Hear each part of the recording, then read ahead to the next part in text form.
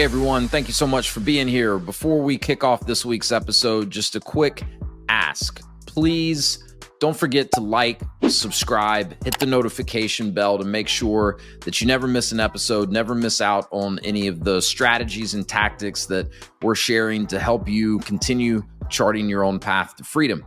And if you'd like to go deeper with any of this, we've launched a free Facebook group, which you can join at pathtofreedom.com/group. And we've linked that in the show notes to make it easy for you to find. All right. Thank you again for being here. Let's drop in to the episode. Hey, what's up, everyone? And welcome back to the Path to Freedom podcast. Today, I'm joined by Matt Bodnar, and Matt's the founder and CEO of Eidolon Capital. Matt, welcome to the show. Wes, thank you so much for having me. I'm really excited to be here. Yeah, likewise. You and I connected, I don't know, a month or two ago and had a really interesting conversation. So I've been really excited to have you come on ever since I met you then. So give the audience kind of a quick overview. What is Eidolon Capital? What are you guys involved in? Because it's quite a few different things from what I know. Yeah. So the easiest way to think about it, and I don't always necessarily like this word, but we're effectively in the private equity business, right? And so, I mean, what that means, you think private equity, you think like Darth Vader, big corporate raiders, that kind of stuff. And really, we have a bit of a different approach. So we mostly focus on small private businesses. The fancy word for it's the lower middle market, but basically businesses that are doing, $5 million of EBITDA or earnings or less. We're not doing kind of big companies and that sort of thing. And really what we look for are, and I can unpack all the math around why this mega trend exists, but there's a ton of baby boomer businesses that are coming to the market that don't really have homes and, people to kind of carry on that legacy. And our strategy and approach is really, we're at the end of the day, we're kind of value investors and think about wanting to make good financial investments. And we really like finding these kind of old economy businesses and things like manufacturing and distribution that we can acquire, put some TLC into, help professionalize them, help scale them to the next level. And that's really the core of our approach. So we invest in and acquire businesses. And in most cases, though not every case, they usually skew towards those more sort of old economy manufacturing businesses like that. Yeah. Well, it makes a lot of sense. And it does seem like this is I don't know if trend is the right word, but you're hearing a lot more about these types of acquisition strategies. You've got people like Cody Sanchez out there, talking a lot about it. Even Hormozy with acquisition.com. But it makes sense because you've got all of these business owners that are getting to the point where they're ready to retire. A lot of the times their kids are not interested in, stepping in and taking over the business. And so certain industries are going to be more prone probably to not having made some of the adjustments in the business to really modernize it and embrace technology and things like that. So there's a lot of low-hanging fruit in some of these types of businesses. So how did you get into this? I mean, anyone watching, like you're, relatively young, so how did you get into acquiring these types of companies and find this kind of niche with, things like manufacturing and so forth? Yeah, great question. And it's funny. I mean, you hit on this trend, which is also on the buyer side. There's a big emergent economy, basically, of people. There's lots of different words for it, but where you call them searchers or acquisition entrepreneurs, or another term you hear for it is kind of the ETA community, entrepreneurship through acquisition, has also become massive over the last few years, right? It's sort of people actively saying, and a lot of it started with some, Harvard Business School and Stanford and some others many years ago with search funds, people basically saying, hey, I got an MBA, I want to do something. Instead of going and working for McKinsey or Wall Street or whatever, I want to go buy a small business and grow it, right? Yeah. And the economics of that can be really compelling versus going into corporate America. And so the way I started, and I'll tell you my sort of story, almost 15 years ago, a lot of that infrastructure just didn't exist. That path really wasn't there. And I sort of stumbled my way through the fog and landed on, one deal and then a couple more and eventually coalesced into doing this. But I think now there's a much more robust ecosystem for folks who want to do that. There's ways to raise capital and source deals and all this stuff that didn't used to really exist, at least in a more formalized way. Yeah, for sure. even 5 years ago, definitely 10 or 15 years ago. So the ecosystem has matured a lot, but the way Yeah. that I got started, I'm from Nashville, Tennessee, grew up in Nashville. I worked at Goldman Sachs up in New York out of college for a number of years and came back to Nashville in 2011. And one of the first things I did a couple things when I came back to Nashville work wise, but one of them, I ended up basically stumbling into buying this small IT firm, right? It was a small technology business. It was a reseller of point of sale terminals, which is a business that almost doesn't even really exist anymore. Yeah. But the business was small. It was doing about $1 million of revenue. Could really sort of barely make payroll. They had a bunch of cash flow issues, though they technically were a little bit profitable. And I really negotiated kind of an opportunity to become a part of that business, took it over, effectively ran it for a number of years, helped them fix a lot of the cash flow problems, which mostly had to do with them not collecting their accounts receivable, which is a very important lesson that we can unpack if you want to. But Oh yeah, I've got some lessons on that front too. yeah, but so I started doing that. We did a couple other small bolt-on acquisitions. Eventually got into the managed service provider business, and also bought a small software company that was sort of an opportunistic acquisition that was related to some of the stuff we were doing. Sold the point of sale business entirely and really focused just on those other two verticals, IT slash MSP and software.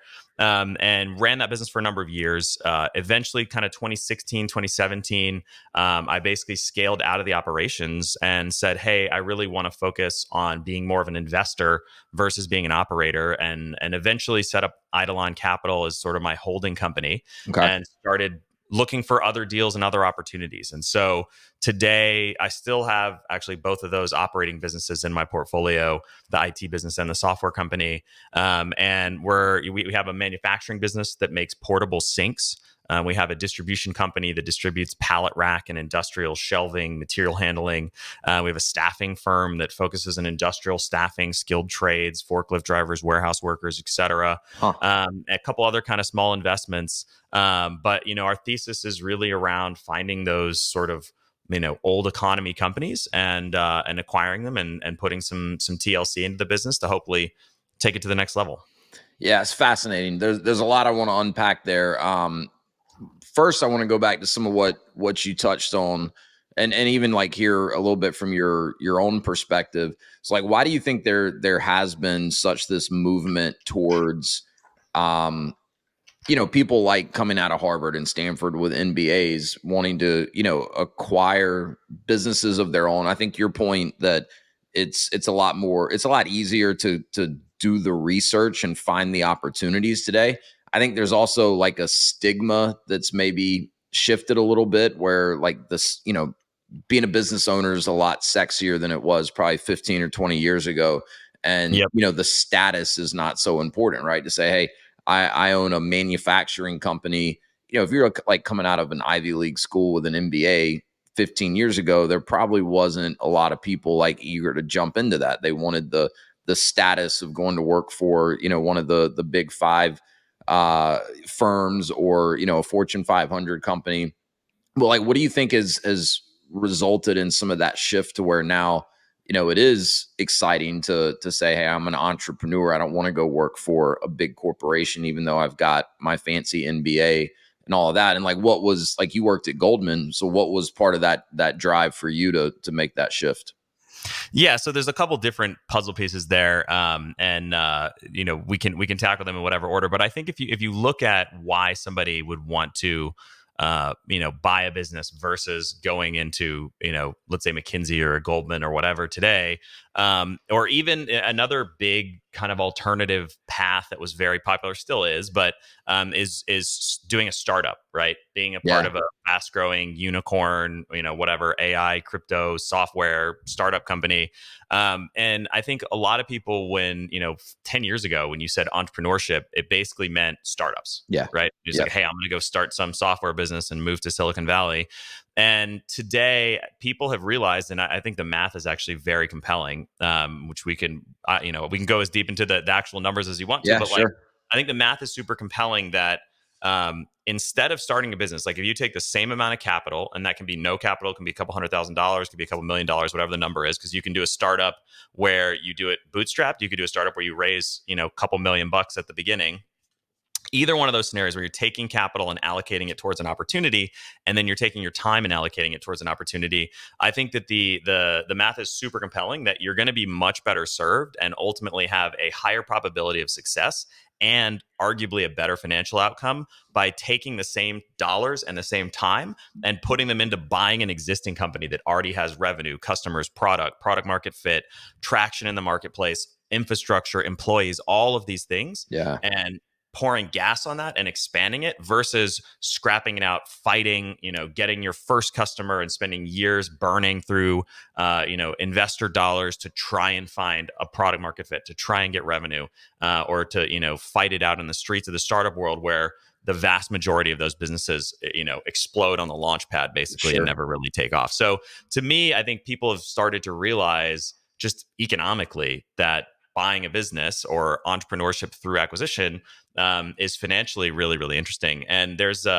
even a sort of a famous study that the Harvard Business Review put out a few years ago, and I can shoot it to you because the visual is really cool. But it basically compares the earnings of somebody who, let's say, goes into consulting over a 10-year time horizon versus somebody who buys a small private business. And, unsurprisingly, the consulting income is kind of this slow up and to the right. And the private business is basically similar for a little while, and then it just massively outpaces Yeah. the corporate career path over time. And it's a simple chart, but it's very visually gripping when you look at it, and it kind of encapsulates that idea. And so I think people just started to realize, hey, the math, the economics of this are actually really compelling, and you have all these dynamics at play here. You have the silver tsunami of tons of retiring baby boomers. You have things like the SBA program here in the States, which make it very relatively easy to raise 90% or more of the capital needed for an acquisition. And so there's sort of a confluence of factors that said, hey, there's a lot of variables here that make this really compelling and really interesting. And so that's why that ecosystem has really blown up over the last few years. And you also have a lot of people who want to be TikTokers and influencers, right? I mean, I think if you look at the most desired career path of people who are in high school or college today, I'm pretty sure influencer is number one, Yeah. right? And I think those so. folks Yeah. don't want to take over their parents' company that makes ball bearings or is some sort of like metal fabricator or whatever. That's not on their radar. They want to be on Instagram. And so that dynamic just creates a lot of different variables that all stack together to make this a really unique time. And personally, I'm putting all my chips on on that path and saying, hey, I want to be here in the flow of deals, buying businesses. I think economically it makes sense. I think from a risk profile, it's better than doing things like a startup. And I think there's just a lot of really positive tailwinds for that approach and that strategy right now. We'll get right back to the episode, but I wanted to quickly share a free resource with you. If you're curious about franchise ownership and want to learn more about how countless people, including myself, have leveraged franchising as a way to create more freedom for themselves and to take control of their livelihood, I've put together an ebook. It's called Franchise Wealth Creation, and it's the perfect starting point for anyone that's just curious to learn more about this whole franchise thing and how I've helped hundreds of other people navigate all the steps involved in understanding and researching franchising. So click the link in the show notes, fill out a short form. I'll send you the ebook. I think it's a great starting point if you're curious at all about learning more about franchising. All right, let's get back to the episode. Yeah, it's interesting, and that chart that you reference, send me that link. I'll remind you, but we'll put that in the show notes so people can go and look at it, because I think visuals like that. I mean, I'm having these types of conversations all the time with people because my area of expertise is franchise ownership. So I'm talking to people that are considering, in most cases, either leaving a good paying corporate job to start a business through a franchise, or invest in a franchise to kind of start building on the side so that they can start laying that groundwork for themselves to eventually be able to, step out of their corporate job on their own terms, but, with a softer landing. And it's a hard thing for, I think, a lot of people to wrap their head around, especially once you get to a certain income level. If you're making 250K a year, it's hard to to grasp why, even if you just left that job cold turkey, got into the right type of business, whether it's an acquisition or even through something like a franchise where you've got probably a much quicker ramp up opportunity than your own startup idea. Because to your point, first couple years, the income is going to look probably pretty similar, or if you're leaving a high paying job, it's going to be less. But if it's the right business and you're putting in the right effort, that income can start growing substantially year over year within a pretty quick period of time, and you're going to find yourself where your earning potential is almost uncapped compared to most corporate type jobs. Even with bonuses and stuff, you're going to see very modest increases year over year, not to Yep. mention you're kind of beholden to your employer, right? Yeah. uh and if something changes, right, like any of these big companies, they've got shareholders, like it's their fiscal responsibility to protect the bottom line. So if it comes down to you or the bottom line, they choose the bottom line every time, and it requires a mindset shift for sure. Yeah, and I mean, the other question you asked me earlier that I didn't get around to answering was like, why did I leave Goldman Sachs, Yeah. right? And I think you actually hit on a couple of the big variables that influenced that decision. There were some others, and I'll tell you a couple other little anecdotes about that. But like, two of the big factors were looking at, okay, hey, my earning potential is effectively capped at whatever somebody at my level of seniority can make, right? Yep. Regardless of how much value I create. I'm stair step, and you can look down. I mean, literally in my case, in many cases, and a place like Goldman, your group is called a desk, right? And so it Okay. might be 20 people or 10 to 30 people, something like that, on a team, which they call a desk.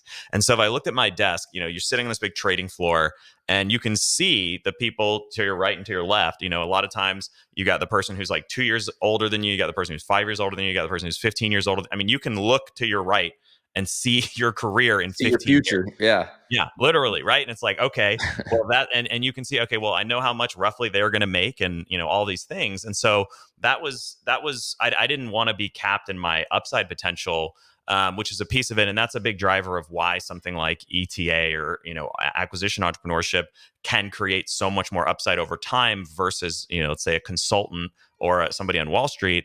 But the other piece too that you hit on that was really a big factor for me as well was looking at the corporate hierarchy and the politics, and there were two kind of partners vying for senior control of my group, basically. Mhm. And I watched I mean, I was a relatively junior person, so I didn't have a lot of visibility into some of the subtleties of the battles and stuff. But I kind of watched their quote unquote power struggle, Yeah. and eventually one of them lost and was given the choice between leaving the firm and moving to the Hong Kong office, right? And I mean, I've been to Hong Kong. I actually lived in China for like 6 months, and that's pretty like China's cool, but like when you're in your mid 40s or late 40s and like you're uprooting your entire family Yeah. and or losing your career because you lost some corporate political game, to me that's terrifying, right? Yeah. So Yeah, it is. I'm glad you shared that example. Like my kind of foray into the corporate world was nothing as fancy as Goldman Sachs, but I worked for Enterprise Rent a Car right out of college, and they have a management trainee program, and they yep, just hire a ton of kids right out of college that are hungry, and then it's a scramble to try to keep working your way up. They only promote people from within, and after a couple years it was kind of the same. I looked at the people above me, area managers, region managers, like, and you see people that have spent 20 years at the company and they've been at the same level for 12 of those years. yep, You see people that, similar to what you just said, like the only way they can move is if they pick up and take their family to Kansas or somewhere. Nothing against Kansas, but if you're not from there and don't have aspirations to go there, that's a really hard decision to make, just to be able to make 20, 30 grand more a year and then probably sit at that same level for who knows how long. yep, So I feel fortunate because I mean, first year or two I was there, I was like drinking the Kool-Aid, dude. I was like, yeah, I want to be an area manager. I want to be a group rental manager. Like I really looked up to these guys, and I had some really good mentors, but fortunately I was able to really kind of see what that track looked like if I would have kept going that way. And I kind of fell backwards into the franchise world, and that's opened up some really interesting doors. But so with you, it sounds like you were a little more hands-on with these first couple of businesses that you acquired. You were actually involved in kind of day-to-day Yep. operations, and then you've made this transition to more of an investor. Um, how were you able to make that transition? And yeah, maybe talk a little bit about that, and then I've got some follow-up questions, but I don't want to drop them all on you at once. No, I like that. Yeah, so that's a really good question. And I think if you look at a lot of people in the searcher, acquisition, entrepreneur world who want to buy businesses, there's sometimes a presumption of like, hey, I want to buy a business and not run it, right? And Yeah, candidly, the last like 4 businesses or 5 businesses I've bought, I didn't run, right? So it's totally doable, right? But if you've never done it, I think it's a lot harder. And yeah, so to yeah, me, the fact that the first deal I did, basically, I ran it for 5 or 6 years, gave me a lot of additional context for understanding that. And it's funny because I think people come at this from very different perspectives. So somebody who's never operated a business might look at it and say, "Hey, I want to buy a business, but I don't want to run it." You can do that, but I would encourage folks who are interested in that world is like at least consider that as an option that you yeah, might be involved in the operations, because one, there's a lot of deals out there that don't make sense without an owner operator in the beginning. And yep, that's not to say you can't scale yourself out, yep, but you're missing a big universe of deals that are cheaper. You get better terms, better pricing, better structure, all that stuff, because the seller can't really sell to a purely financial buyer who yep, just wants to own it as an investment and doesn't want to be involved in the ops. And so if you have that as an option, it just creates a lot more opportunities for you. And I think it just de-risks the deal, because if something blows up, you lose your manager, whatever, like you may have to step in and operate that business, right? that's right. Yeah, If you've that's the signed big up for a piece to me. $4 million loan or something, right? Like Yeah, you want to be at least mentally prepared for that to take place. And then I think you have this other spectrum, which gets to the question of like how I scaled myself out of the operations. A lot of entrepreneurs, and I was literally talking to an entrepreneur yesterday who owns a lawn care business that does like $500,000 a year of revenue. And he does everything himself. So the guy's pulling down like, net of all of his expenses and stuff, probably 350, 400 grand a year, yeah, making great money. yep, But I mean, he's working, he gets up at 5 a.m. He does all of his bookkeeping until 8 a.m. And then he goes out with his crew and he's riding a mower all day and doing all, I mean, the guy's working, 12, 14-hour days.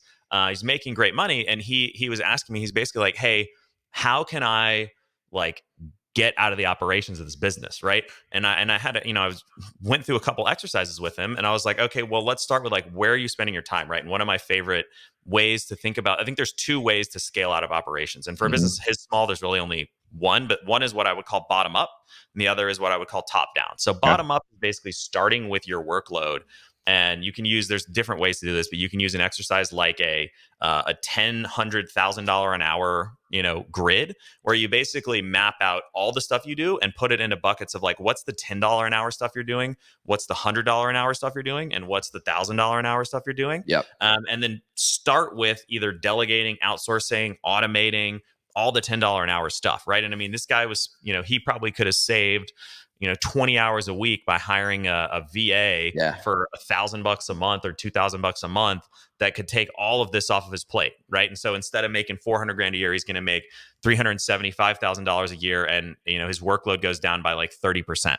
yep, And then I was like, okay, well, how much would it cost to hire a foreman to run your crew, right? And it's like, okay, for $20 an hour, right? $25 an hour, you could have a foreman come and run the crew, and then you don't have to go on the job sites anymore. It's like that might cost you whatever, let's say 50 grand a year. So now you're making 325 or 300 a year, but you're doing virtually nothing at that yeah, point other than just like kind of overseeing things.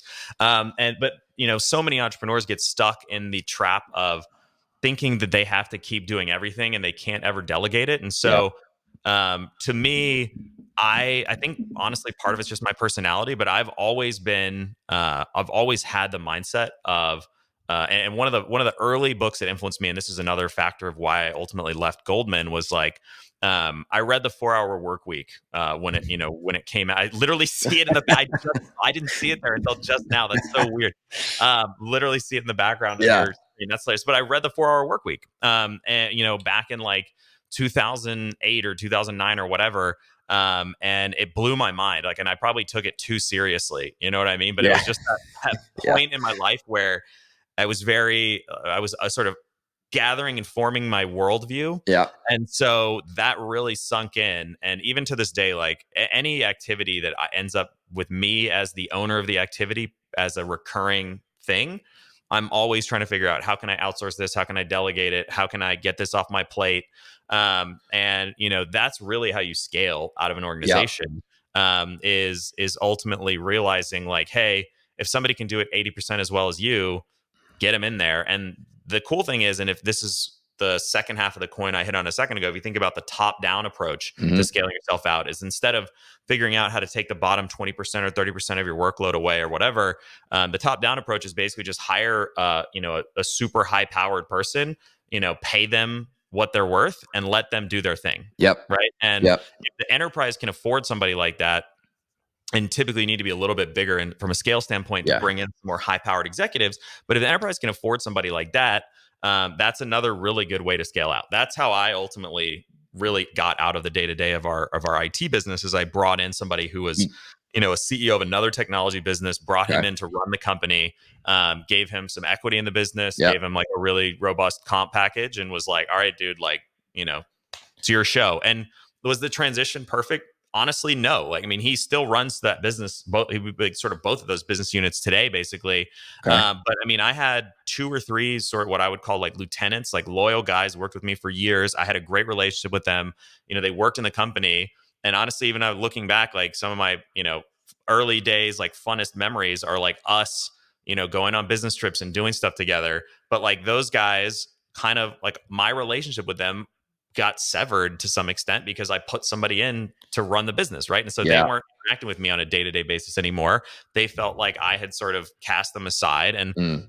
it wasn't about them, it was about me scaling out. But like within the next probably 18, 24 months after that, I think all of my two or three like top guys had gone on to new opportunities, right? And maybe we brought in some other folks that were more like high powered whatever to sort of scale the enterprise to the next level. But like, I lost some of those. I mean, I'm still friends with those people, but like I lost some close people in the company when I basically said, hey guys, I'm not your guy anymore. Like if you need something, call him. Yeah. Right. Yeah. I appreciate you sharing all of that. I think there's some really good lessons there. And I see this all the time. We've gone through this in the businesses that we own. Um, Giving up some of that control as the owner to start scaling yourself out is a very difficult thing to do, especially if in the beginning you had your hands on everything. Like this Yeah. guy with the lawn care company, like that was my wife with the first franchise business that we invested in almost 7 years ago. She's done a really good job scaling it, but it was hard there for a while, right? To Yep. start letting go of some of those things. And I like the way you put it. If someone can do something 80% as well as you can, like let them do it. I think that's the biggest lesson for people to understand is you've got to get comfortable with less than perfection. The old adage, like no one's going to do it as well as you can do it. Maybe that's true, but you got to get to a point where you're comfortable with that. And like I had a mentor, share that with me years ago. That's, this guy's scaled numerous businesses, and you just got to be okay that like, hey, the transition's not going to be perfect. Mistakes are going to get made. This person probably, at least for a while, is not going to handle these tasks as well as I would do it myself. And maybe they're going to do it a little bit differently than I would do it, which I think is hard. Yep. And sometimes maybe that ends up in the long run getting better results, but it's a hard thing for people to do. But to your point, entirely necessary if you want to scale. Yeah, I mean, eventually you're going to tap out of your bandwidth, right? Like if you truly want to build a scalable organization, you basically have to you have to do that. And if you look at every big company that's ever been built, right? Like that's how they did it. Yep. And so, yeah, like my challenge, honestly, today is probably the opposite, more so than, and I think I'm in the minority for sure. I think most business owners, most entrepreneurs want their hands on everything. I heard this phrase once in a book, and I think it sort of aptly describes how I look at stuff, which is delegation to the point of anarchy. Like I basically will just delegate stuff. Ad not like I will just delegate everything, right? And so my challenge is like, all right, I need to make sure I'm creating systems. And I actually have like a business partner who's really good at sort of systems and KPIs and processes and stuff. But I want to make sure I create systems so that the things that I care about are kind of falling within those guardrails and Yeah. being, attention's being paid to them and stuff, because, I'll just like be like, okay, great, you got it. Like, go do your thing. That's your thing now. Like, I'm not gonna think about it anymore. Yeah, the systems are key to scaling, and that's one of the advantages that a lot of these franchises bring to the table is they've got systems and processes in place already. But the other, because like I'm sure some people are listening to this and they're like, well, that all makes sense, but my goal is not to scale a multi-million-dollar business. I just want to not have a boss and make a good living. But I see this all the time with people that I work with, and you help them get into a franchise and they don't scale. It's a recipe for burnout. You're going to hit a ceiling pretty quickly in terms of what the business can actually produce. Yep. But you're also, every single person that I've ever spoken to that's considered transitioning out of some sort of a corporate role into business for themselves, there's not just been a financial motivation. There's also been a freedom motivation, right? Yep. And if you don't scale your business, you end up being owned by your business. You get none of that freedom that you're looking for. And so I think that's where that lesson should be taken to heart by anyone that listens to this, because even if your goal is not to make millions of dollars and scale a big enterprise that you could maybe sell one day, if that freedom component's important to you, you got to get comfortable with delegating. You got to put some systems in place, and you got to be comfortable with like, hey, it's probably going to be less than perfect, at least for a while. Well, it's funny, in the acquisition world, we call those kinds of businesses dancing bears, right? Which basically means as soon as the bear stops dancing, the business stops making money. Yeah. And people, as I think you hit on like the nail on the head, it's like folks tell themselves like, hey, I don't want a boss, and blah blah blah. It's like, okay, well, you effectively have the same thing as a boss. Yep. If you can't, if the business is entirely dependent on you doing everything. Yeah. Right. It's like the lawn care guy I talked to yesterday. It's like, okay, he doesn't have a boss, he's his own boss, but like if he's not working 16 hours a day, he's not getting the economic outputs that he needs in the business. Nothing happens in the business without him doing it. Yep. Right. And so it's really interesting if you think about, even if you don't ever want to sell your business, it's like just making your life easier, delegating, automating, putting processes in place, scaling out of certain roles and functions is really, really key. But if you even have any consideration at some point down the road that you want to maybe sell your business, having that kind of stuff in place is absolutely critical, because like a lot of businesses, the vast majority of businesses are effectively unsellable. Yep.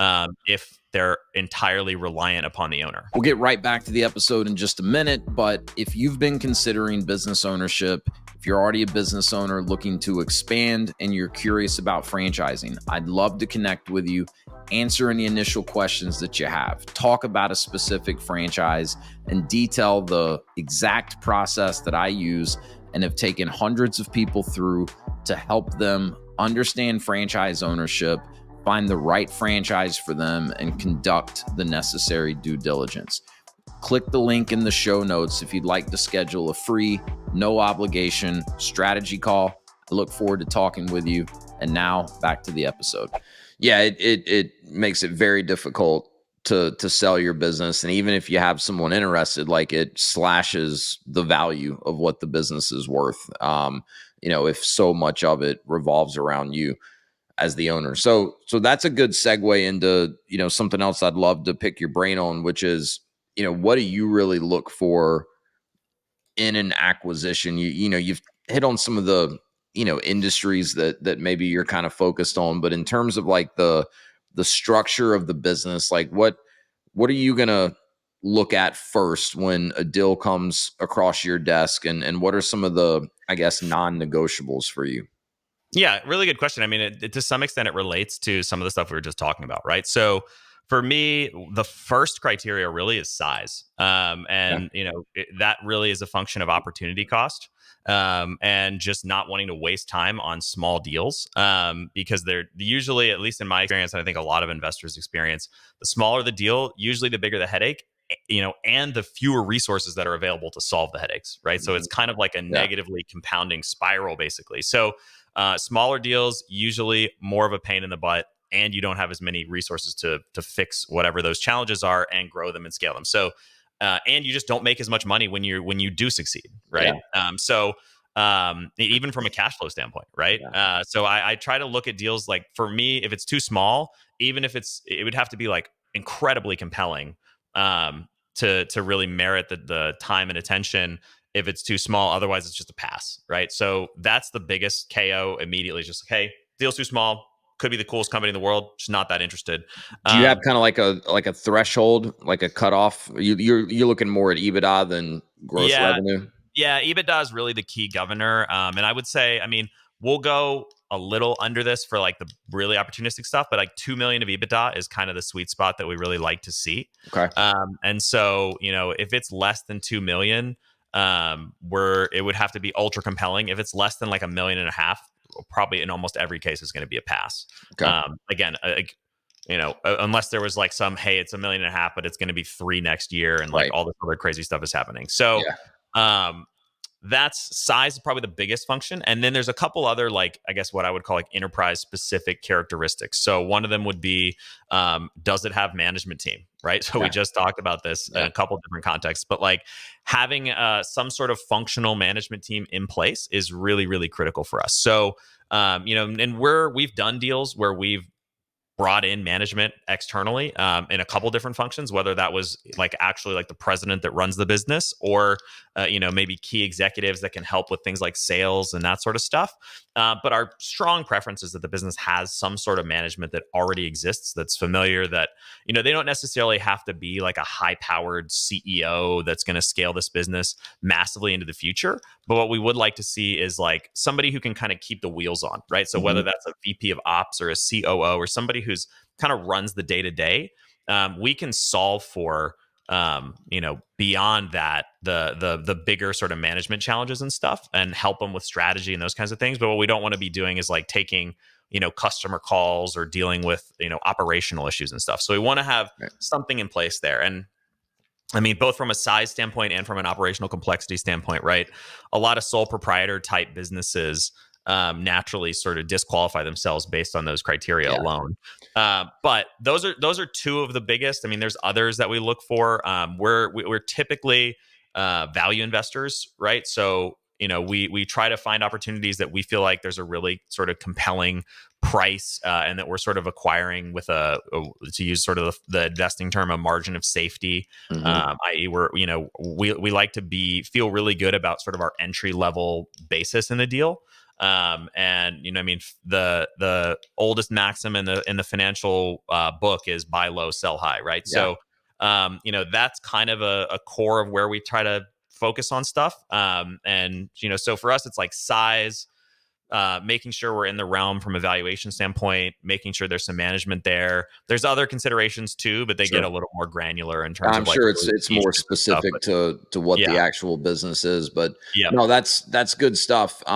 So another thing I'm curious about, because you kind of hit on earlier, why in a lot of cases these acquisitions can be less risky than a startup, right? And yep, probably you're going to be in a situation to start seeing positive results quicker than a startup. But there's also risk associated with going out and acquiring a business. In my definitely. experience, this is all in the franchise realm, but people buy and sell franchise businesses all the time. And I talk to a lot of people that coming into working with me, they think they want to go acquire an existing franchise versus starting a franchise business from the ground up in their local market.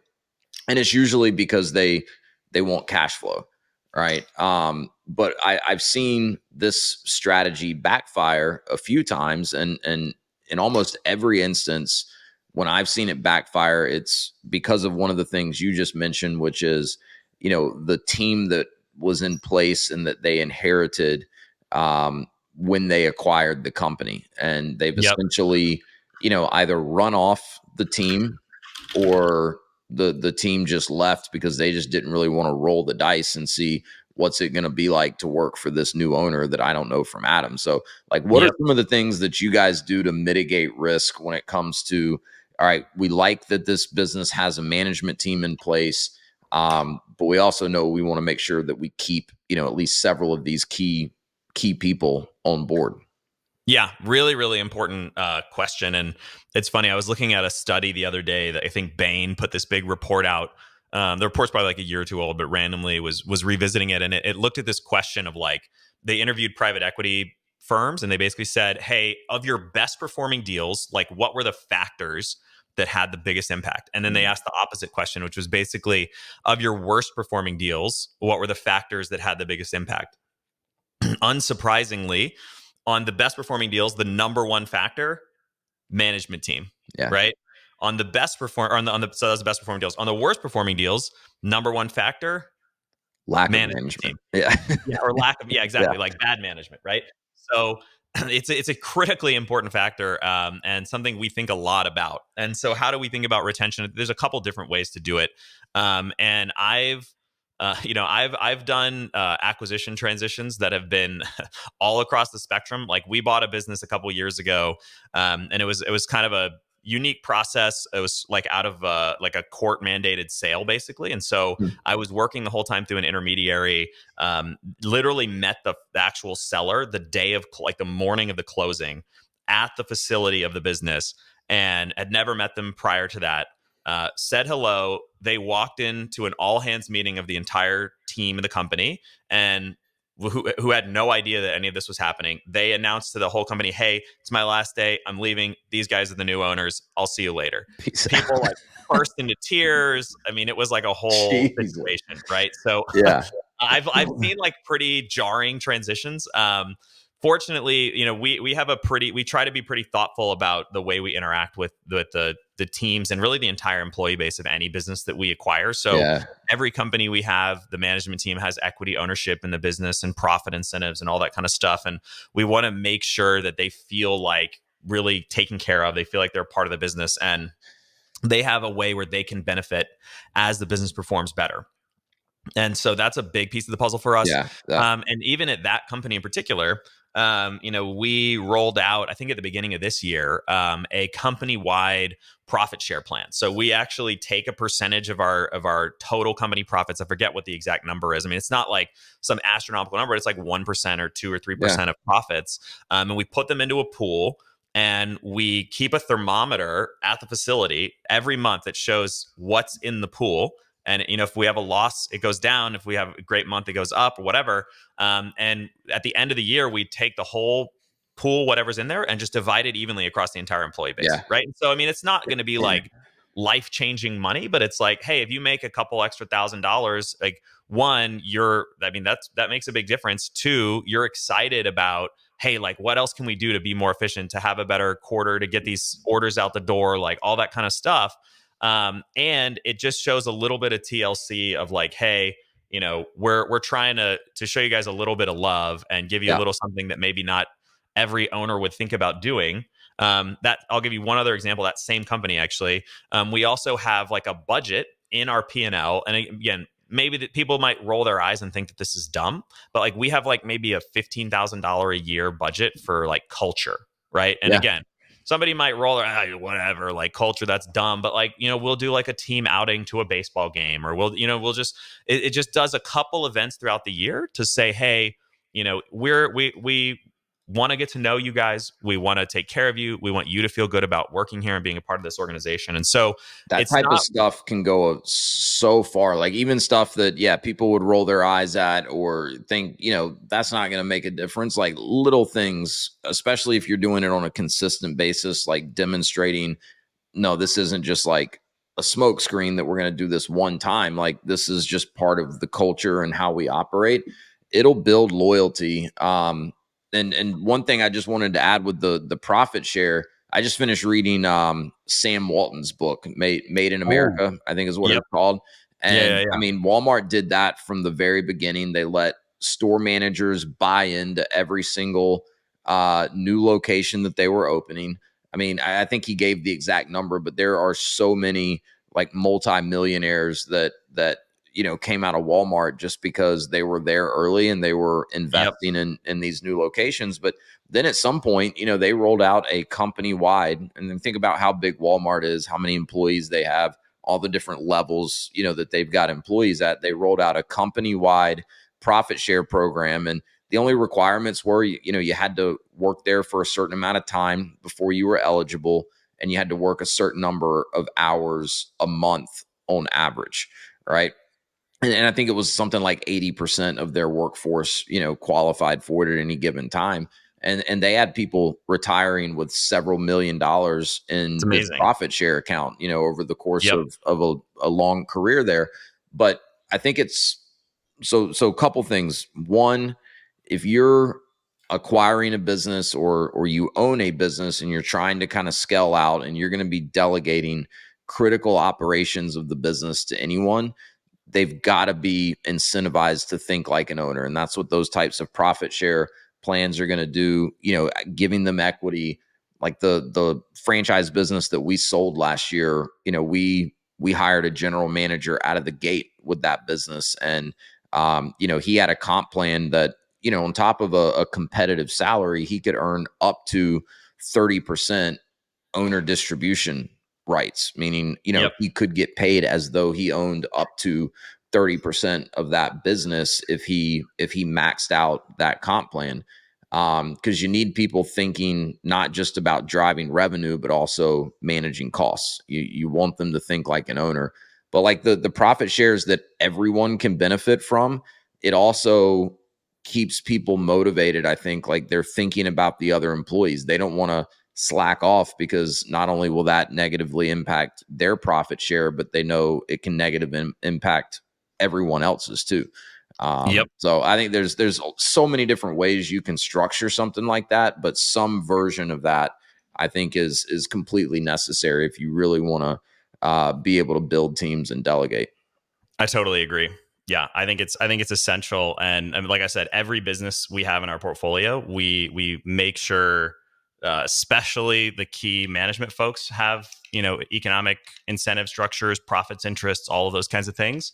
But we've really started that company. We rolled the profit share sort of company wide out. Like our goal is to replicate that across our portfolio, because we've found it's really cool. And like, I mean, at the end of the day, if you can get your entire organization aligned for 1% or 2% of profits, it's a no-brainer in my opinion. Well, you're So going to make that up and then some, based on just more efficiency, more production.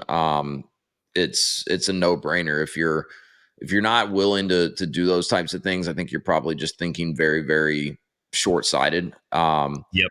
So look, I know we're kind of coming up on time. There's one other thing I'd love to hear, from how you're doing things. And that is, you touched on this a little bit, but how are you raising the capital to make these acquisitions? Are you guys are you really structured like a private equity firm where people can invest into a fund, and that's how you guys are raising capital? You mentioned SBA loans earlier. Have you guys leveraged SBA loans at all? Like what does that look like? Yeah, so we're not structured as a fund. So we really operate more as effectively, like the fancy term for it's like an independent sponsor, Yeah. or the other term for it is not exact. Like they're a little bit different, but pretty similar. Like a self-funded search firm, Yeah. basically. Yeah. So those are kind of the two ways that we interact Okay. with deals, which basically means we don't have a dedicated fund of capital that we have to deploy. Instead, we hunt around for really interesting opportunities, and we capitalize it on a deal by deal basis. And so, I like that approach a lot better, because we don't have, the economic incentive of, hey, we have to deploy this money by this amount of time or whatever. It really, it aligns it where it's, hey, we're looking for good deals, and if we find them, great. And we have a really robust network of, investors and partners and people we've done deals with in the past. And that's typically how we structure. It's just a combination of, sort of traditional debt capital plus, equity from high net worth investors and, family offices and that sort of thing. But every deal is a little bit unique. And, that lets us be more flexible in the economics, that lets us find, the best opportunities and not overextend ourselves, Yeah. trying to deploy a fund and chasing down deals that might be more marginal. Yeah, I like that approach a lot. I feel like if I were that's the approach I would want to take, doing something similar. I've got some experience with traditional private equity firms because uh, the franchising categories become very, very popular with a lot of private equity, acquiring growing Yep. franchise brands. Even larger multi-unit franchisees will get on some of these private equity firms' radars. And for the most part, the experience I've had with private equity has been good. They're more looking for value add opportunities. They're not the types of PE that's coming in and buying something and then kind of rating it or selling it off for parts. Like they're buying in because they see long-term growth potential, and Yep. they're injecting capital, and a lot of times founders are staying in the picture, to help kind of continue to lead the growth of the brand. But usually they've got probably a 5 to 7 year game plan where they want to buy it, build it, and then sell it again. What do you guys look for? Like, are you primarily doing this to hold these businesses longer term, or are you looking to build them and then have a profitable exit at some point down the road?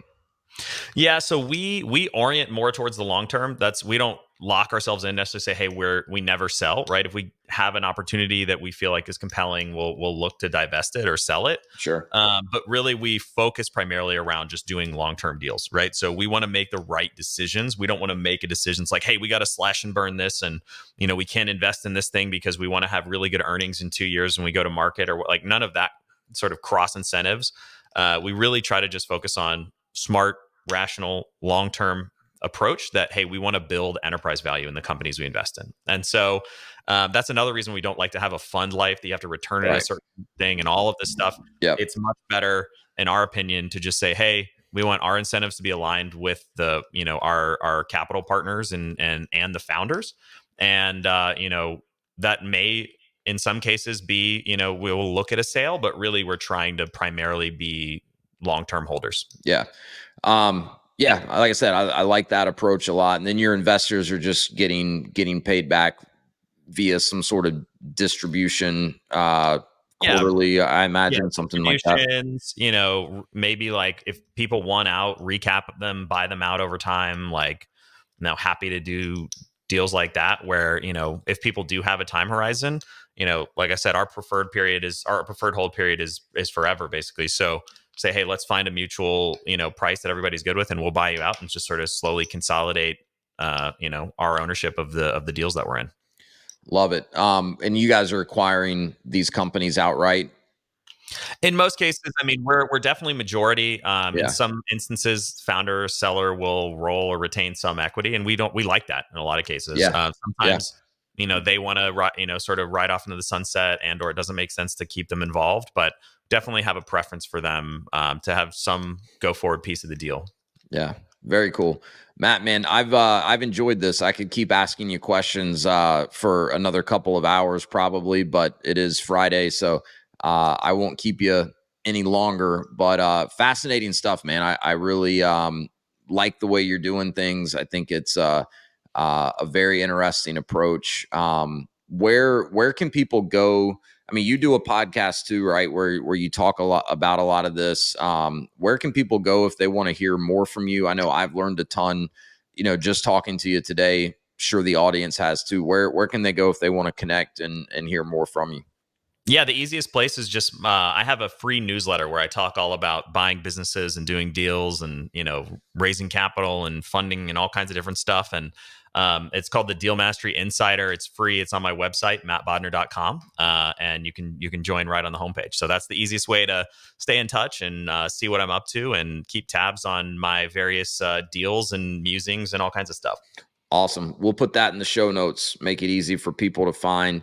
I'll be signing up for that newsletter for sure. But I like it. all right, Matt Bodnar, ladies and gentlemen, thank you so much, man. Awesome, Wes. Thank you for having me on the show. It's been an awesome conversation. Yeah, I enjoyed it. Thank you.